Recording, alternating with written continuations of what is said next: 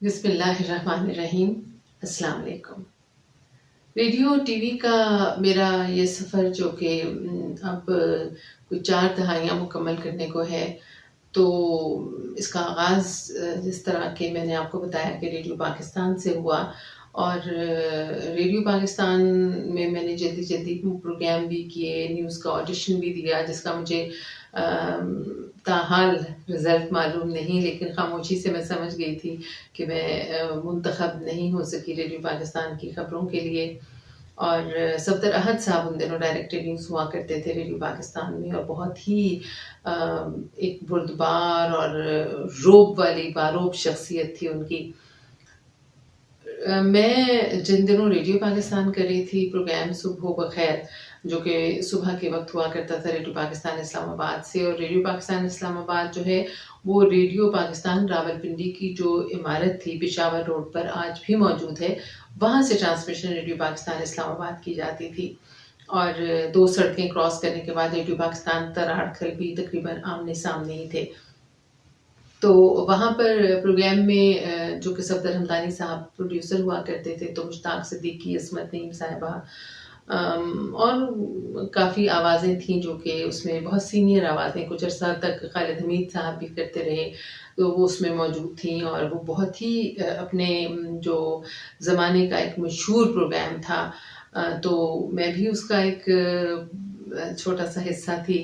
मेरी ये खुशकिस्मती थी कि मैंने इतने बड़े-बड़े लोगों के साथ काम किया, और ज़ाहिर है कि आप जब काम करते हैं तो आपको सीखने का मौका मिलता है। मुश्ताक सिद्दीकी साहब जो हैं वो अमेरिकन सेंटर में काम किया करते थे और वहाँ पे इस्मत नईम साहिबा भी रिकॉर्डिंग्स के लिए जाया करती थीं, खालिद हमीद साहब भी जाया करते थे। तो मुझे भी उन्होंने ये शरफ़ बख्शा कि मैं उनके साथ कुछ अरसा, बहुत तवील अरसा मैंने अमेरिकन सेंटर में काम किया।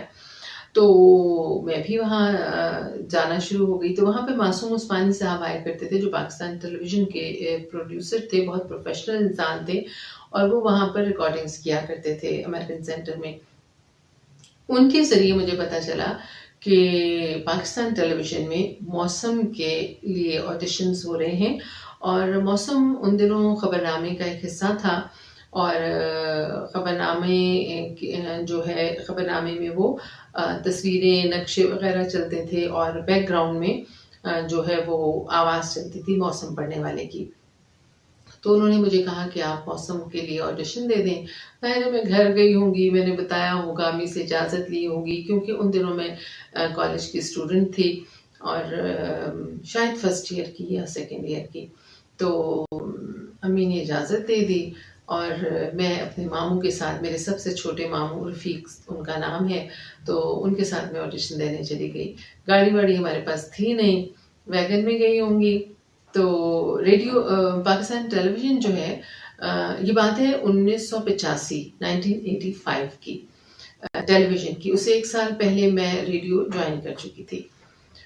मैं जब ऑडिशन देने के लिए जब तैयार हो रही थी, घर से जा रही थी, तो ये बड़ी दिलचस्प बात है, इसको ज़रा ध्यान से सुनिएगा।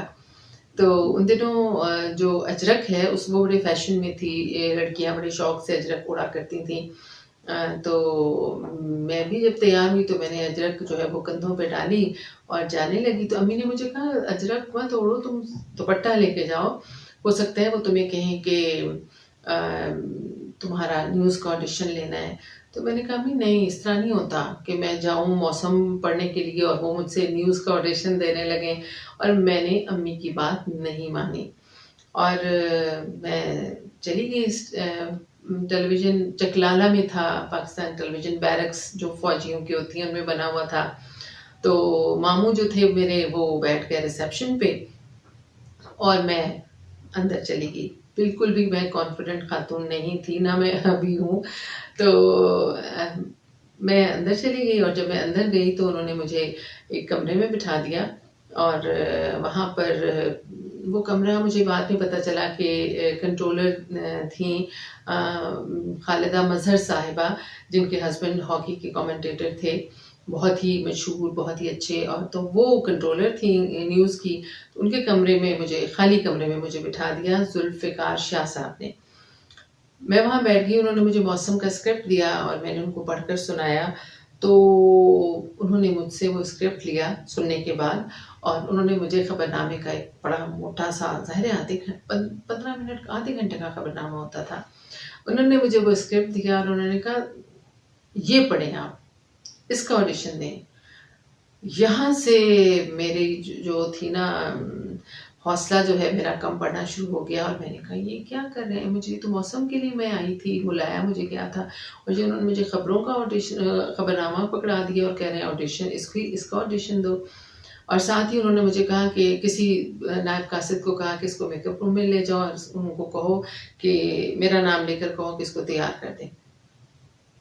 मैं मेकअप रूम में चली गई और वहाँ पर मौजूद थे मेकअप आर्टिस्ट जहांज़ेब लोधी।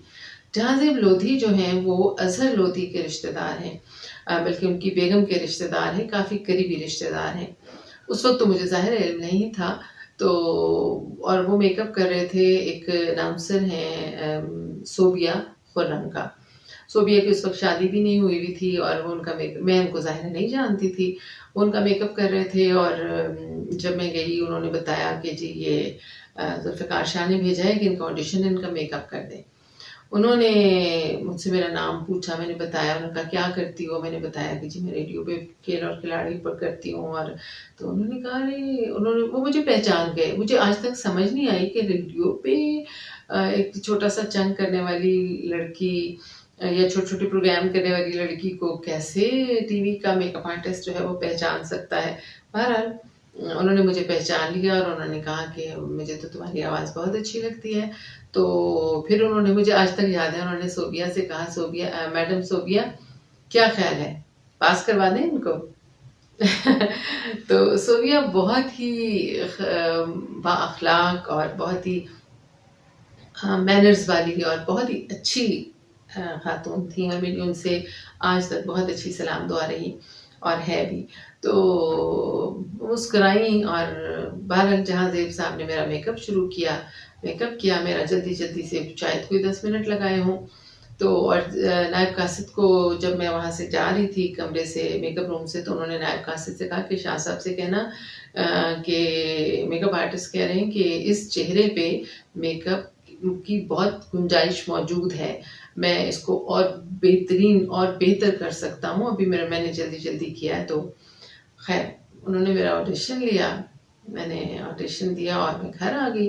लेकिन देखिए कि वहाँ से मैंने ये सबक सीखा कि जो हम माँओं की बातों को इग्नोर कर देते हैं, नज़रअंदाज कर देते हैं, हालांकि कितनी मामूली सी बात है कि उन्होंने मुझे कहा कि जी तुम ये अजरक ना लो, चादर ले लो, हो सकता है वो कहें तुम न्यूज़ का ऑडिशन लो। एन वही बात हुई जो अम्मी ने कही थी, और उनकी नाफरमानी की वजह से मुझे ज़ाहिर है अगर मैं दुपट्टा ले जाती तो शायद ज़्यादा बेहतर लगता। उस वक्त ज़ियाउल हक का ज़माना था और दुपट्टा सर पे लेते थे न्यूज़ रीडर्स जो है। खैर अगले ही दिन, वेरी नेक्स्ट डे ये हुआ। अच्छा, ये भी मैं आपको बता दूं कि इस दौरान जब मैंने ऑडिशन दिया, मैं वहाँ बैठी हुई थी, तो वो खातून जो हैं वो मैं देख रही थी कि खातून है बड़ी मॉडर्न सी और बड़ी ही उनकी पर्सनैलिटी रूपदार और सी पर्सनैलिटी है, और वो आती हैं और झांकती हैं कमरे में और बहुत ही गुस्से में और अनॉयड सी लग रही हैं और कमरे से चली जाती हैं। तो इस दौरान मेरी मुलाकात हुई मासूम उस्मानी साहब से, और जैसे ज़ुल्फ़िकार शाह साहब से, और एक प्रोड्यूसर होते थे कैसरानी साहब, उनसे भी मेरी मुलाकात हुई। तो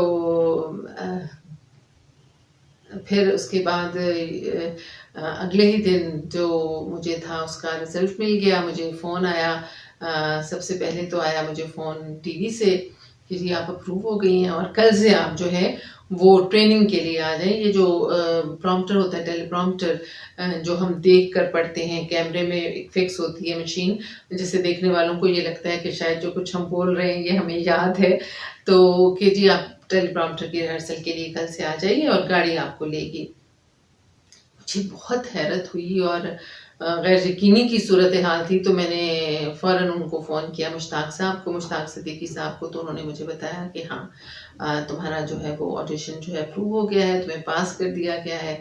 तो मुझे यकीन आया कि बहुत ही हैरत अंगेज़ सी बात है। अच्छा, ये जो मैं आपको बता रही हूँ कि मैडम ख़ालिदा मंज़र जो है वो जो बार-बार कमरे में आती थी, अंदर नहीं आती थी, हालाँकि कमरा उन्हीं का था, वो चली जाती थी मुझे देखकर। तो बाद में मुझे पता चला कि वो बाकी प्रोड्यूसर्स को ये जो ज़ुल्फ़िकार शाह साहब थे, इसमें को कह रही थी कि तुम लोगों ने किसको बिठा लिया है? ये नहीं हो सकती है प्रूव। ज़ाहिर है। अच्छा, मुझे ना मेकअप करने का ना शौक था, ना मेरे पास तो लिपस्टिक के नाम तक की भी कोई चीज़ नहीं थी। ज़ाहिर है कभी मेकअप किया ही नहीं था, बस कंघी की और मुँह धोया और चले गए कहीं भी जहाँ भी जाना हो। तो ना मैं कोई खुश लिबास थी आज की तरह, बस ऐसी जो बस सामने आया पहन लिया। लेकिन मेरे जैसी लड़की ज़ाहिर है जिसका रंग जो है वो भी साफ नहीं था और एहसास कमतरी की मारी और कॉन्शियस और बिल्कुल भी बाएतमाद नहीं थी। तो ज़ाहिर है वो इतनी बड़ी कंट्रोलर थीं, तो वो उनको नहीं इस बात का यकीन आ रहा होगा कि ये किस तरह से पास हो सकती है, और वो बार-बार कह रही थी कि तुम इस पे टाइम ज़ाया कर रहे हो।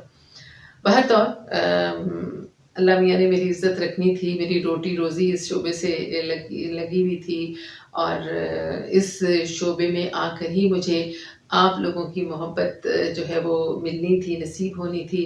तो मेरे अल्लाह ने मुझे पास कर दिया और मैं कामयाब हो गई, और उसके बाद मैंने कोई 6 दिन रिहर्सल की। 1 दिन मैंने छुट्टी की, तो वो एक 7वाँ दिन मैं काउंट नहीं कर रही, 6 दिन मैंने रिहर्सल की, टेलीप्रॉम्प्टर की, और उसके बाद 7वें दिन जो है 1 दिन छुट्टी की थी, 8वें दिन मुझे ऑन एयर कर दिया गया। अब ऑन एयर में कैसे हुई, मैंने कौन-सी खबरें पढ़ी, मैंने क्या पहना था और क्या कुछ हुआ, ये कहानी फिर से ही